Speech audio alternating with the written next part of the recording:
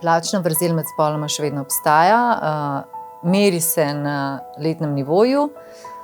in že sami statistični podatki na nivoju držav kažejo, da so te vrzeli različne, ampak nobena država članica EU še ni na tem, da bi bili moški in ženske za enako delo enako plačani. Ker se pač od leta 1951 do 2026 še ni zgodilo to, da bi lahko poročali, da plačne vrzeli po spolu ni. Direktiva prinaša kar precej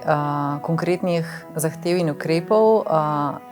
Ključna priložnost je v tem, da delodajalci naredijo tudi nek notranji pregled delovnih mest, da se lotijo pregleda, kako se vrednoti delo,